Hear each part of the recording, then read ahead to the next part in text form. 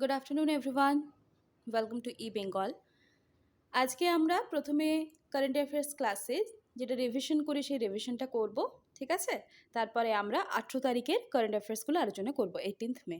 ওকে, অনেকে জিজ্ঞাসা করছিলে, আমি তাদেরকে আবারও বলে দিয়েছি, তাদের কমেন্টে রিপ্লাই দিয়েছি আর কি, কিন্তু হয়তো তারা আগে খেয়াল করেনি, 2-3 বার একই কোয়েশ্চেন করছিলে, সেজন্য আমি আবারও বলে দিচ্ছি যে monthly video current affairs related কিন্তু আপলোড করা হয়। ফেব্রুয়ারি 2022 অবধি আপলোড করা আছে, তোমরা কারেন্ট অ্যাফেয়ার্স প্লেলিস্টে গিয়ে চেক করে নিতে পারো, কেমন? ওখান থেকে একটু দেখে নেবে, বা এই ভিডিও ডেসক্রিপশন বক্সে কারেন্ট অ্যাফেয়ার্স প্লেলিস্ট আছে, তো একটু স্ক্রোল করতে করতে যাবে, সেখানে তোমরা দেখতে পাবে, ঠিক আছে? ফেব্রুয়ারি অবধি আপলোড করা আছে, মার্চ এপ্রিল এটা খুব শীঘ্রই আপলোড করে দেওয়া হবে, অ্যাকচুয়ালি স্লাইডটা বাড়ানো হয়নি তো। আচ্ছা, আর মে মাসটা কমপ্লিট হলে মে মাসেরও আপলোড হবে, ঠিক আছে? চলো আমরা রিভিশনে যাই।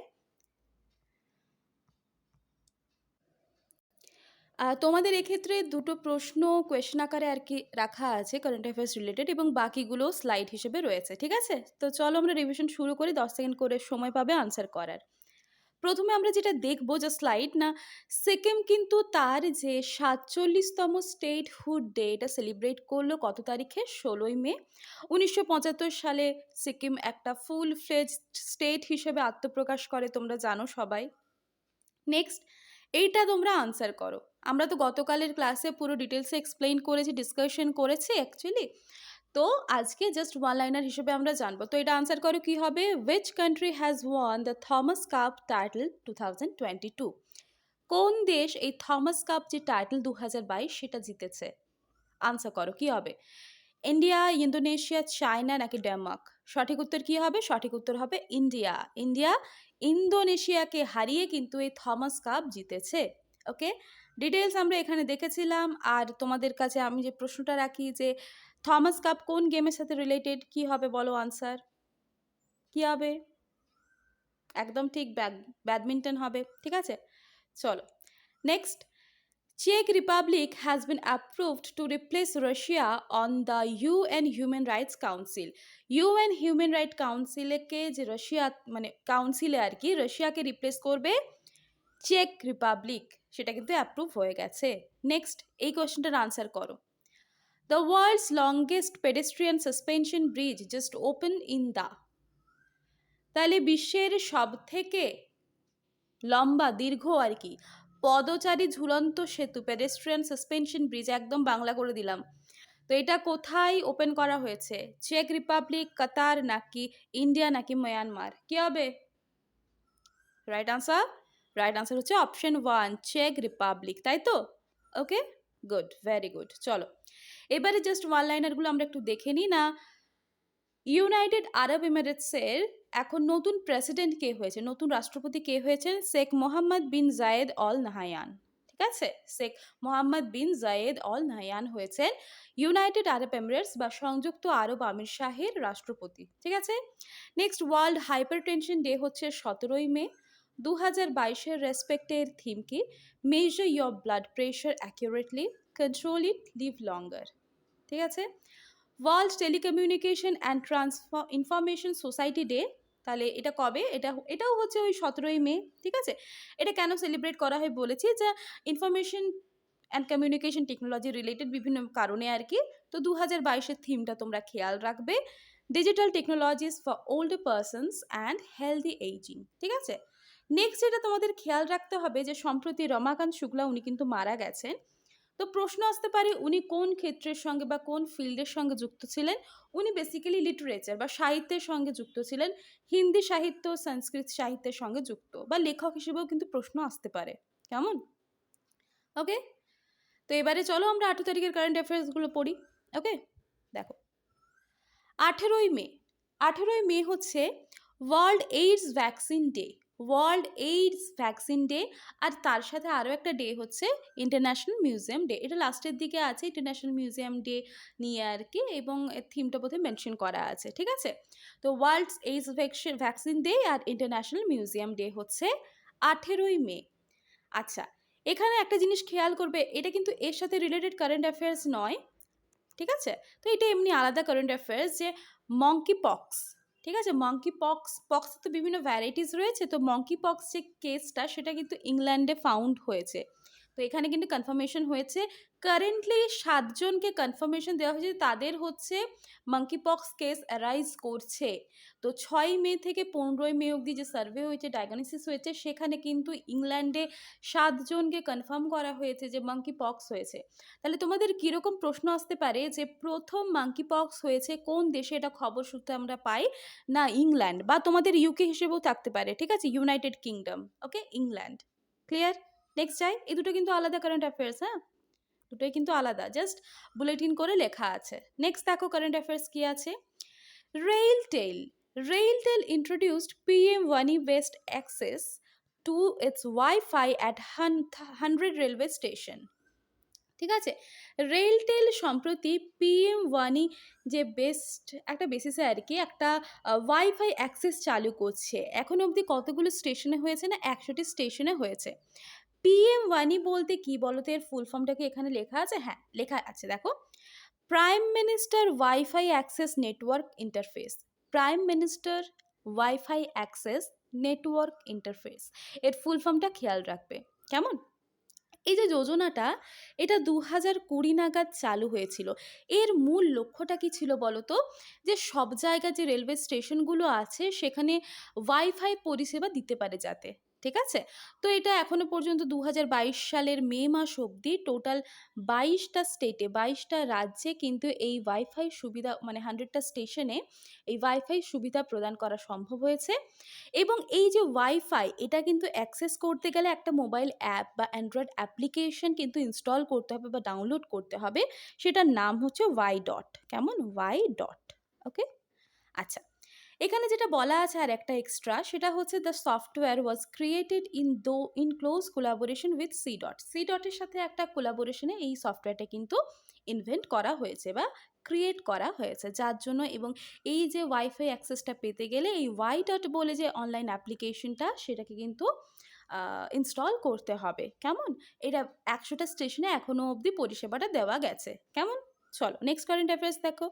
Yuva tourism clubs to be formed in CBSE school.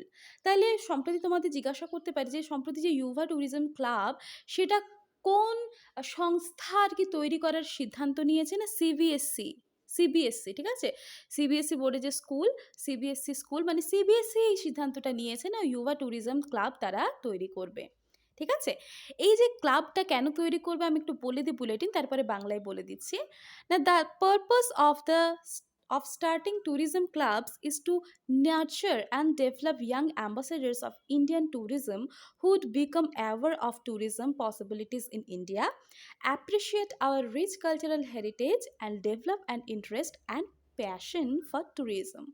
মানে শিক্ষার্থীদের ভ্রমণ আর যে পর্যটন, ট্যুরিজম, ঠিক আছে, এর গুরুত্বটা উপলব্ধি করতে, পর্যটনের প্রতি আবেগ শিক্ষার্থীদের মধ্যে এটা জাগিয়ে তোলার জন্য, এবং ভ্রমণের যে বিভিন্ন উপাদান থাকে না, তো তার প্রতি শিক্ষার্থীদের অনেকটা সেন্সিটিভ করতে, সংবেদনশীল করতে, এবং দায়িত্ব নিয়ে পর্যটন অনুশীলনকে এনকারেজ করা, তাকে শেখানো, প্রচার করা, এবং তার সাথে কি দরকার, শারীরিক স্বাস্থ্য যেমন দরকার তেমনি মানসিক স্বাস্থ্যও দরকার।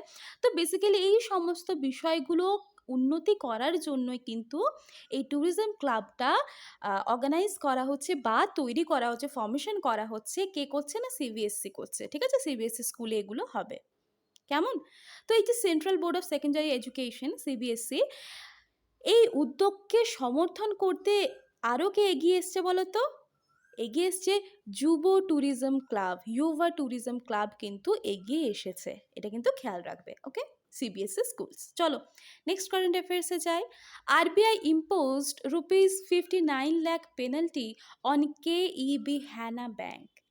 কেইবি হ্যানা ব্যাংক যেটা, সেখানে কিন্তু, মানে কেইবি বলতে কোরিয়ান ব্যাংক, ঠিক আছে, কোরিয়ান ব্যাংকের ওপর RBI, reserve bank of India কিন্তু কত লাখ টাকার পেনাল্টি রেখেছে না, 59 লাখ টাকার পেনাল্টি রেখেছে। কেইবি যে হানা ব্যাংক আছে তার ওপর আরবিআই 59 লক্ষ টাকা পেনাল্টি রেখেছে। দেখো বুলেটিনগুলো দেখো, বিষয়টা ক্লিয়ার হবে। Reserve Bank of India has imposed a penalty of ₹59 lakh on the Korean bank KEB Hana bank for non-compliance with the certain norms related to the interest rate on deposit। তারা যে deposit করছে সেক্ষেত্রে যে interest রেটগুলো, যে নর্মসগুলো, যে নিয়ম কানুনগুলো আছে সেগুলো কিন্তু তারা মেনটেন করছে না। তো সেই কারণে কিন্তু আরবিআই তার ওপর মানে কোরিয়ান যে হানা ব্যাংক আছে, কোরিয়ান ব্যাংক কেইবি হানা ব্যাংক, তার ওপর 59 লাখ পেনাল্টি রেখেছে। ঠিক আছে? তো the Korean bank has been penalised for non-compliance with the directions issued by RBI on Reserve Bank of India interest rate on deposit directions 2016। ঠিক আছে, এটা তোমাদের একটু খেয়াল রাখতে হবে। ওকে, চলো আমরা নেক্সট কারেন্ট অ্যাফেয়ার্স কি আছে দেখে নিই। না, the government has made quoting of PAN or Aadhaar number mandatory if the cash deposits and withdrawals in a financial year exceeds rupees 20 lakh, and in case of opening of current account or cash credit account with a bank. The Central Board of Direct Taxes CBDT has issued a notification on 10th May 2022 for the same। সম্প্রতি কি হচ্ছে না, the government একটা বিষয় মানে ঘোষণা করেছে। কি বিষয় না, যারা টোটাল একটা বছরে 20 লাখ টাকার বেশি ট্রানজ্যাকশন না, উইথড্রল করবে, মানে টাকা তুলতে পারে বা ক্রেডিট করতে পারে, সেক্ষেত্রে কিন্তু ব্যাংকে কি করতে হবে না, প্যান নাম্বার এবং আধার নাম্বারটা ম্যান্ডেটারি করে দিয়েছে। তার সাথে সাথে প্যান নাম্বারটা বা আধার নাম্বারটা কিন্তু প্রোভাইড করতে হবে। তো এটা কিন্তু আর কি বলা হয়েছে। তোমরা এখানে যে অ্যামাউন্টটা খেয়াল করবে না, কত লাখ টাকা উইথড্রল বা ডিপোজিটের ক্ষেত্রে, 20 lakhs। কেমন? চলো next.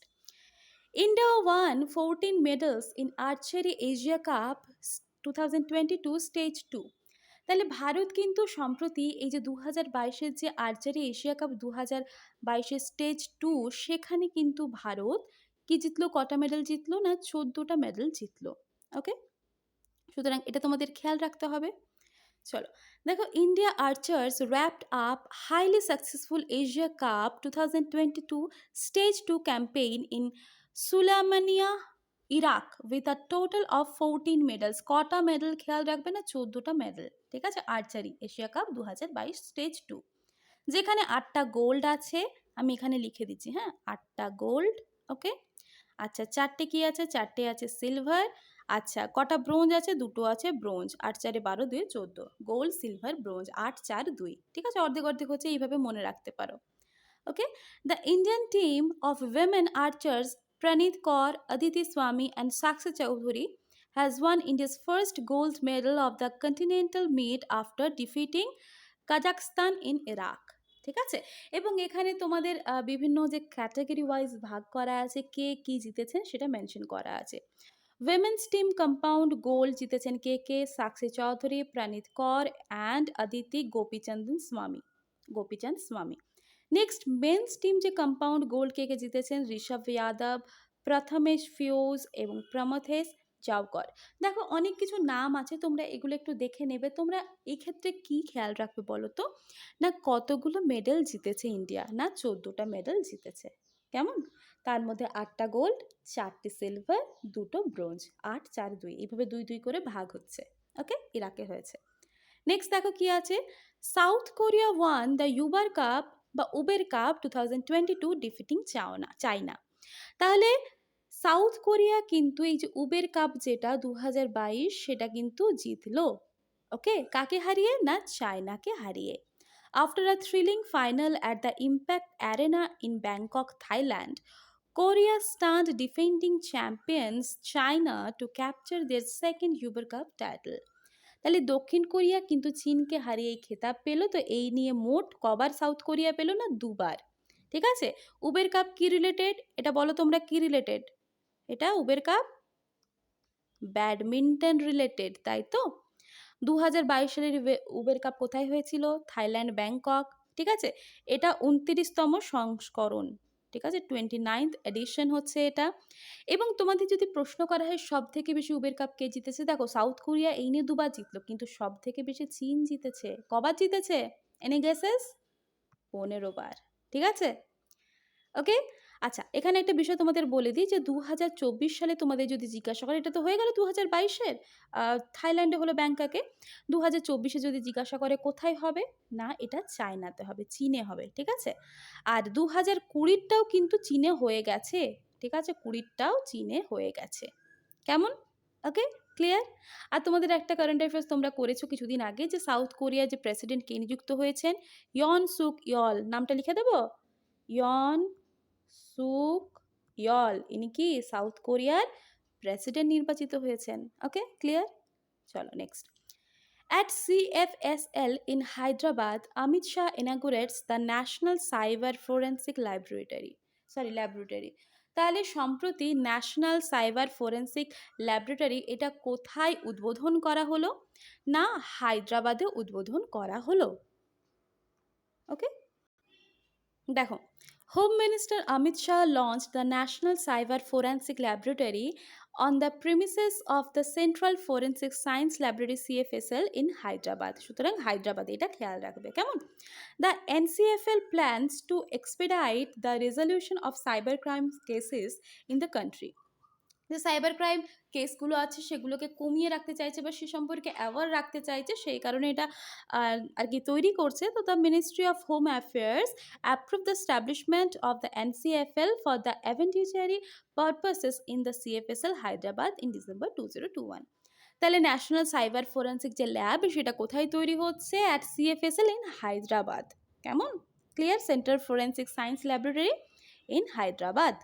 Next, Chhattisgarh becomes first state to restore old pension scheme. তাহলে ভারতের কোন রাজ্য হলো এরকম প্রথম রাজ্য যে কিনা যে পুরনো যে পেনশন স্কিম সেটাকে ফিরিয়ে আনতে চলেছে, রিস্টোর করতে চলেছে? না, দ্যাট ইজ ছত্তিশগড়। ঠিক আছে, এটুকু খেয়াল রাখলেই চলবে, বাকি বুলেটিনটা আমি জাস্ট বলে দিচ্ছি, দেখো।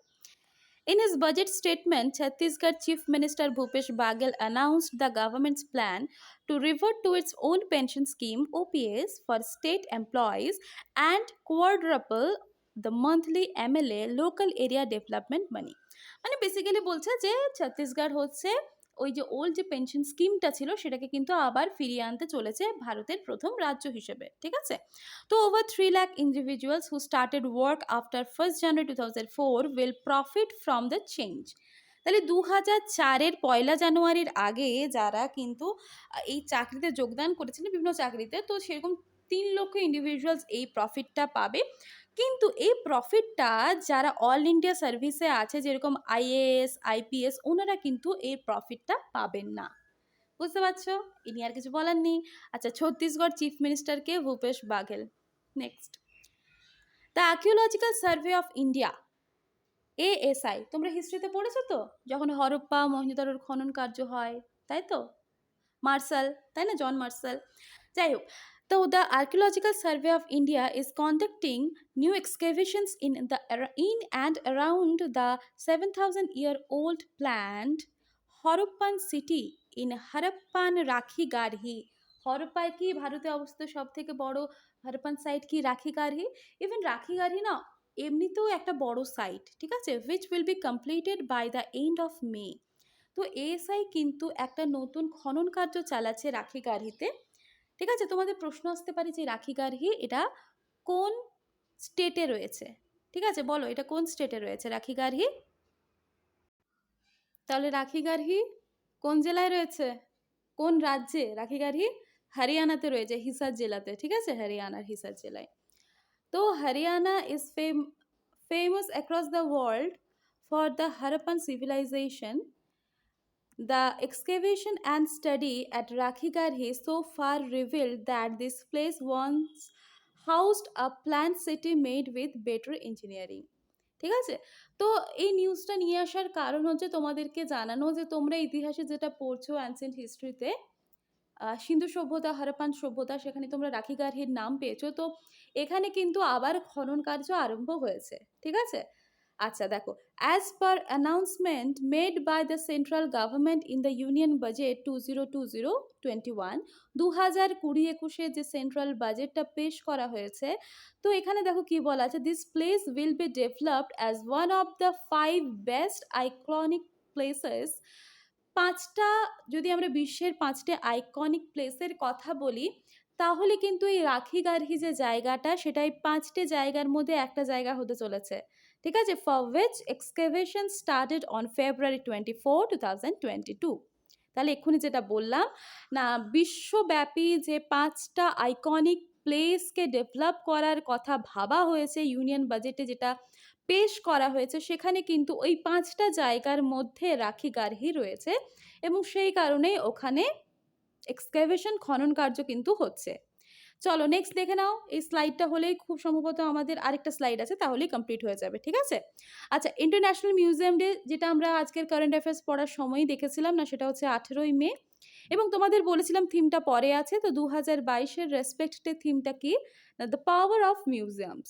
ওকে, আচ্ছা নেক্সট হচ্ছে ইন্টারন্যাশনাল ডে অফ লাইট বা ইন্টারন্যাশনাল লাইটিং ডে বলতে পারি। ঠিক আছে? সেটা হচ্ছে 16ই মে, জাস্ট দেখে রাখবে। নেক্সট একটা খুব ইম্পর্টেন্ট বিষয়, সেটা হচ্ছে সাউথ ইস্ট এশিয়ান গেমস। ঠিক আছে? তো এই যে সাউথ ইস্ট এশিয়ান গেমস, যেটা বেসিক্যালি 2025-এরটা আগে বলি। তো এই 2025-এর যে সাউথ ইস্ট এশিয়ান গেমস, সেটা হচ্ছে থাইল্যান্ডে অনুষ্ঠিত হবে। ওকে, আচ্ছা তার আগে দেখো কি লিখেছি, 2023-এর হবে হচ্ছে কম্বোডিয়াতে, ফনম পেনে হবে এবং থাইল্যান্ডের ব্যাংককে হবে 2025-এ। নেক্সট আছে 2027, যেটা মালয়েশিয়াতে অনুষ্ঠিত হবে, মালয়েশিয়ার যে কুয়ালালামপুর সেখানে হবে। ঠিক আছে? 2029-এ এটা হওয়ার কথা আছে সিঙ্গাপুরে। তো জাস্ট এই জায়গাগুলো একটু সিকোয়েন্সিয়ালি মনে রাখার চেষ্টা করবে। ঠিক আছে? ক্লিয়ার? আচ্ছা, এখানে আর একটু কিছু বলে দেব। তো 2023 সালে এটা যে আছে তো আগামী, তো এটা হওয়ার কথা আছে কম্বোডিয়াতে। মোটামুটি যে ডেটটা শিডিউল করা আছে 5th মে থেকে তোমাদের 16ই মে অবধি। ঠিক আছে? 2023-এর কথা বলছি, এটা 2022, আমি 2023-এর কথা বলছি।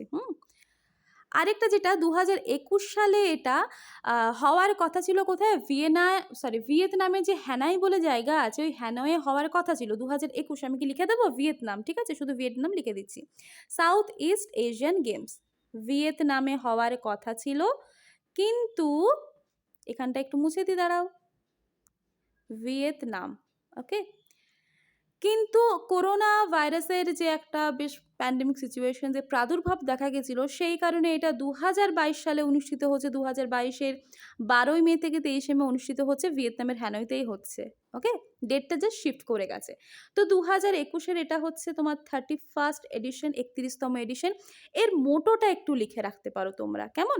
এর মোটোটা কি হবে বলো তো? For a stronger, STRONGER, stronger south east Asia. ঠিক আছে, আমি শর্টে লিখে দিচ্ছি, for a stronger south east Asia হচ্ছে 2021-এর যে সাউথ ইন এশিয়ান গেমস তার মোটো। আমি আবারও বলছি, for a stronger south east Asia. Okay, আচ্ছা 2023-এর মোটোটা আমি জাস্ট বলে দিচ্ছি এখানে, এটা 2023। কেমন? 2023-এর মোটো কি বলো তো, কেউ জানো কি হবে? Live in peace. Okay, live in peace, এটা বোধহয় আমি আগেও বলেছিলাম। ঠিক আছে, এটা মোট 11টি দেশ যোগদান করে। তো জাস্ট এগুলো একটু দেখে রাখবে, কেমন? Next, the reserve bank of India on Friday announced the appointment of 2 new executive directors. তাহলে ভারতীয় রিজার্ভ ব্যাঙ্ক কিন্তু সম্প্রতি, মানে লাস্ট ফ্রাইডেতে অ্যানাউন্স করেছে যে 2জন নতুন এক্সিকিউটিভ ডিরেক্টরস কিন্তু নিযুক্ত হচ্ছেন। তারা কে কে? তাদের নাম কি কি? একজন হচ্ছেন ডক্টর রাজীব রঞ্জন, আরেকজন হচ্ছেন কে? ডক্টর সিতিকান্ত পট্টনায়ক। ঠিক আছে, তোমাদের প্রশ্ন দিয়ে দিল যে রিজার্ভ ব্যাঙ্ক অফ ইন্ডিয়াতে সম্প্রতি নিযুক্ত হওয়া 2জন এক্সিকিউটিভ ডিরেক্টর কে বা কারা? অপশন এতে দিল ডক্টর রাজীব রঞ্জন, অপশন বিতে দিল ডক্টর সিতিকান্ত পট্টনায়ক, অপশন সিতে দিল বোথ, অপশন ডিতে দিল কোনো একটা নাম বা নান অফ দিস। তাহলে কি হবে না, বোথ। তাই তো অপশন সি তখন হয়ে যেত, রাইট? ডক্টর রাজীব রঞ্জন এবং ডক্টর সিতিকান্ত পট্টনায়ক। ওকে, তো ওনারা এই যে পজিশনটা নেবেন, সেটা হচ্ছে 2022-এর 1 মে থেকে অলরেডি নিয়ে নিয়েছেন, এটা খেয়াল রাখবে, কেমন? চলো নেক্সট স্লাইড দেখো। British mountaineer Kenton Cool becomes first foreigner to scale Everest 16 times. তাহলে কোন ব্রিটিশ পর্বতারোহী, কোন ইংরেজ পর্বতারোহী হলেন এরকম পর্বতারোহী যিনি হচ্ছেন প্রথম বিদেশ টু ক্লাইম্ব দ্য মাউন্ট এভারেস্টে 16 বার ওঠা প্রথম বিদেশিকে? না, কেন্টন কুল। ঠিক আছে, এটা কিন্তু খেয়াল রাখবে। ওকে, নেক্সট দেখো Devas Sahayam Pillai, who was a born Hindu in Kanyakumari district of Tamil Nadu and converted to Christianity in the 18th century, became the first Indian layman to be declared a saint by the Vatican on Sunday. তাহলে Vatican যে pope তার দ্বারা declare করা প্রথম এরকম Indian layman কে, যিনি কি হয়েছেন না আর কি প্রথম ইন্ডিয়ান লেম্যানকে সেটা ডিক্লেয়ার হয়েছে, ঠিক আছে, সেন্ট হিসেবে ডিক্লেয়ার হয়েছেন, একজন সাধু হিসেবে ডিক্লেয়ার হয়েছে। নাম কি তার? এই যে দেবসাহায়াম পিল্লাই। কেমন? তাহলে ভ্যাটিকানতে যে পোপ দ্বারা ডিক্লেয়ার্ড হওয়া, সেন্ট হিসেবে ডিক্লেয়ার্ড হওয়া ইন্ডিয়ান লেম্যানকে, প্রথম ইন্ডিয়ান লেম্যান হচ্ছেন দেবসাহায়াম পিল্লাই। ঠিক আছে, নেক্সট দেখো আমাদের লাস্ট কারেন্ট অ্যাফেয়ার্স আজকে, skill India international centre to be set up in Varanasi. To prepare কিসের জন্য? prepare skilled workforce for global markets। দেখো যে কোনো মার্কেটের ক্ষেত্রে বা যে কোনো সেক্টরের ক্ষেত্রে স্কিলড হওয়া অত্যন্ত জরুরি, সেই কারণে বারাণসীতে কিন্তু একটা সেন্টার স্টাবলিশ হতে চলেছে। কি নাম সেন্টারটার? না skill India international centre. Skill India international centre কোথায় হচ্ছে? দ্যাট ইজ বারাণসীতে। এগুলো খেয়াল রাখবে, ঠিক আছে? চলো, ওকে, এই ছিল আজকে কারেন্ট অ্যাফেয়ার্স। আশা করছি কারোর কোনো ডাউট নেই, যদি থেকে থাকে আবার ভিডিওটা প্লে করলে তোমাদের আশা করছি ক্লিয়ার হয়ে যাবে, ঠিক আছে? এর পিডিএফটা আমি ডেসক্রিপশন বক্সে অ্যাটাচ করে দিচ্ছি, তোমরা দেখে নিও। সবাইকে অনেক থ্যাংক ইউ। আর একটা জিনিস আমি আবারও বলে দিচ্ছি, সেটা হচ্ছে মান্থলি ভিডিও কিন্তু দেওয়া হয়, ঠিক আছে? তো তোমরা ফেব্রুয়ারি অবধি দেওয়া আছে, আপকামিং যে মান্থসগুলো আছে, মার্চ এপ্রিলে দেওয়া হয়নি, স্লাইড বানানো হয়নি, তো বানিয়ে করে দিয়ে দেওয়া হবে, কেমন?